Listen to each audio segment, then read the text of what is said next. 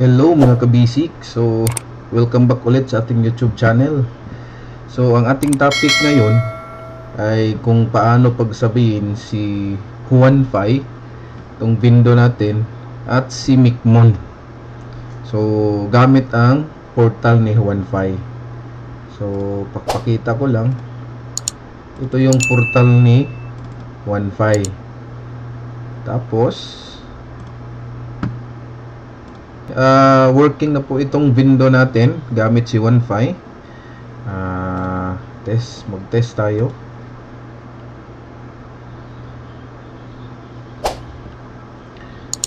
So try tayong maghulog.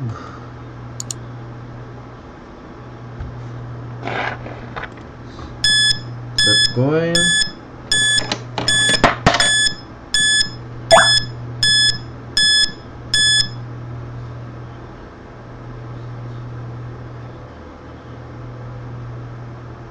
So, working itong window natin gamit si Huanfei. So, ngayon, ang ating idagdag ay si Micmon. So, balik tayo dito sa ating Microtech. Ang gamit ko pala ay Hoplite. Pero sa sa tutorial lang po ito. Pero sa deployment, maganda talaga si Microtech Hex GR3 ang gagamitin. So, dito sa user profiles, gawa tayo ng isang profile para kay Micmon. So, for example, 30 days. So, gawa tayo ng isang profile na 30 days. Ito lang isa muna gagawin natin. So, ito yon. Kung gusto nyo ng malimit yung kanyang 5M.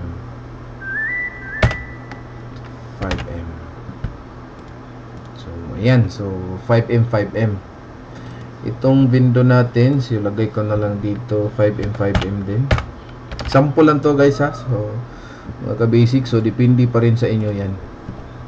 So, yan. So, meron tayong 30 days. This is para sa Micmon to. At si default, ginawa natin to para kay Huanfei. So, lahat ng maghuhulog gamit sa dito yan sa default. Then, dito sa 30 days, ito din yung sa Micmon. So, kung tingnan natin dito sa active, so, kasi naghulog na tayo. So, ito yung C1218 dito sa portal ni Huanfei. Alright. So, okay. Ito yung user profile para sa Micmon. So, open natin si Micmon.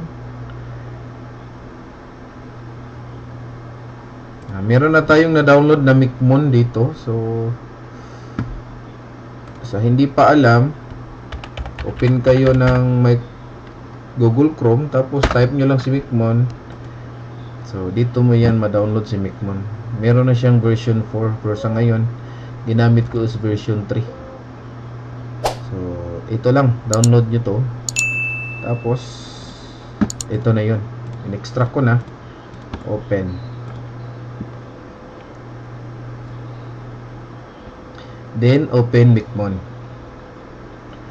So, default password ni Micmon, yung kanyang user name, Micmon, tapos yung password, 1234. Okay, add natin ating Microtech Hoplite. So, add. Lagyan ko na lang dito na hotspot. Yung name, hotspot. So, kayo na bahala guys kung ano ang ilalagay nyo dyan. So, ito yung DNS name ko, 10001. Currency, piso. Dito, IP ni Microtech is ito yung IP na ginamit ko. Tapos, gumawa kayo ng user dito. So, meron na akong Micmon ditong user. So, ito yung gagamitin ko.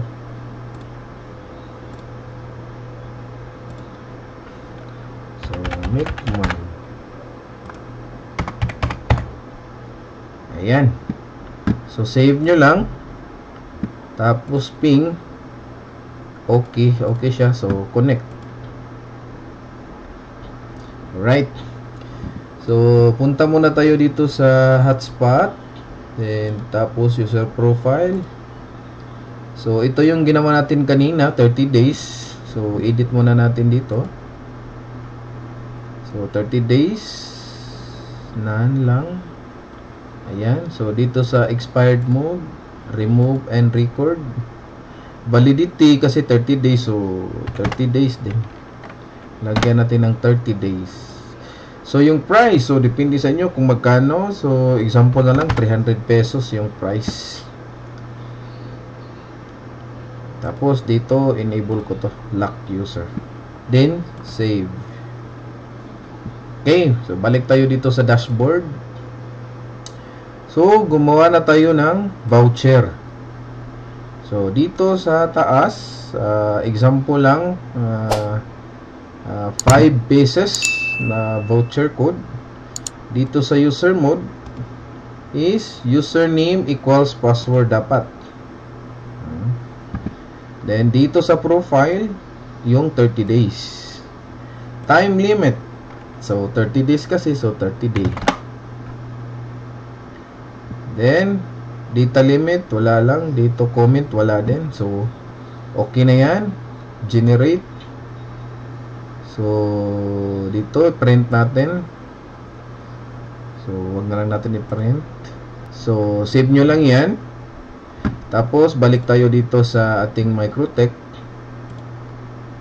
So, ito yung 5 pesos na voucher na generate natin. So, 1, 2, 3, 4, 5. So, 5 vouchers ang ginawa natin kanina.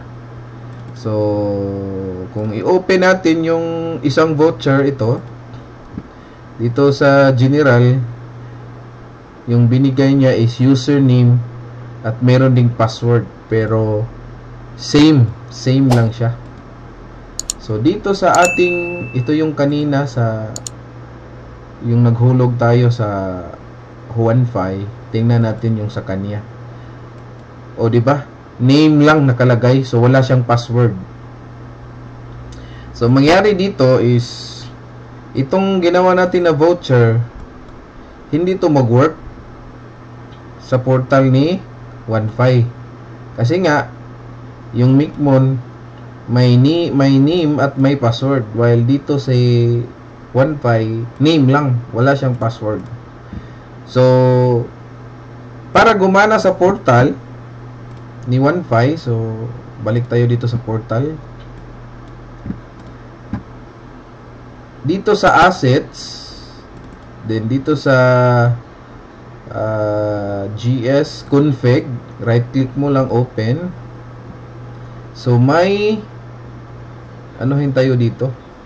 Dito sa login option. Dito nakalagay 0 means login by username only. So, yung nakita natin, username lang. Walang siyang password. While 1 means login by username plus password. So, ito yung gusto natin i-change. So, gawin natin ito.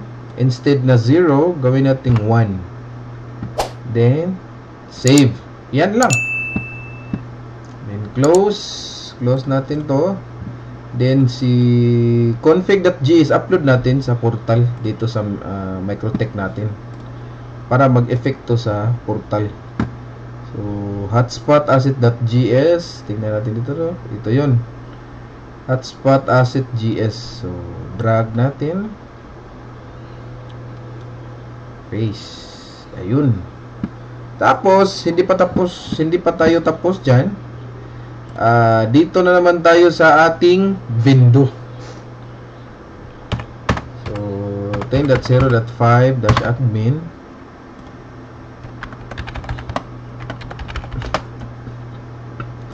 Dito sa ating Vindo, system config, palitan din natin dito. Ito yon, voucher login option. So, nakalagay is username only. So, So, dapat username plus password. So, dapat match yung config.js at dito sa admin panel ni OneFi, dito sa ating window. So, ito lang gawin natin, palitan natin username plus password. Tapos, save. Okay. So, automatic mag-restart ang ating window. Hintayin muna natin.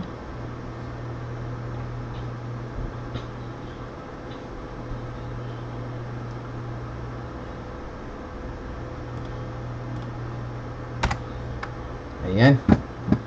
So, balik tayo dito sa ating Microtech. Dito sa active. Ay, naubos na. Naubos na pala kasi 1 peso lang kasi yun. So, nawala na yung voucher na gikan kay OneFi sa ating window. So, ngayon, dito sa ating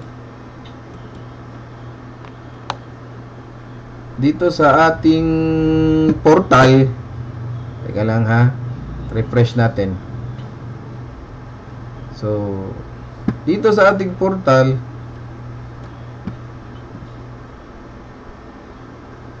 try muna natin mag-insert coin. So, insert coin tayo. Tingnan natin kung nag-effect ba yung username plus password.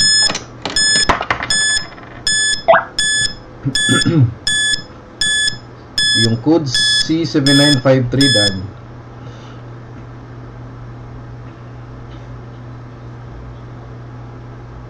So, nandito na. Ito yung code na binigay niya sa ating cellphone. C7953. So, double click natin para makita. Ayun, di ba? So, name at password then same lang. Di ba? Di ba dito sa Micmon, ito din sa kanya. So, same lang yung name at yung password. So, meaning, ito compatible na. Okay. So, try natin. So, dito sa ating cellphone, remove muna natin to. Itong hinulog natin. And remove natin to. Refresh. So, gagamitin natin yung voucher. Ito yung voucher. So, 30 days to.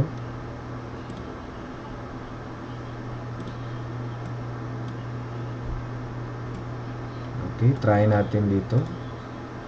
So, dito yan. Voucher.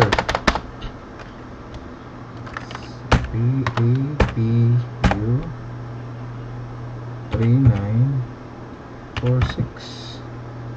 So, PEPU 3946. Connect. Yun. So, 30 days siya. So, ngayon, working na ang ating OneFi at si Micmon.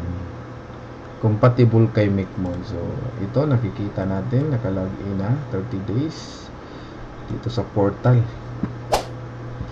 So, guys, ganito lang paggawa, no? Ni OneFi at Micmon na pagsabayan natin sa isang portal ni OneFi. So, hanggang dito lang, guys. Ito yung latest video natin ngayon. So, thank you at pasubscribe naman po. At maraming salamat. Thank you.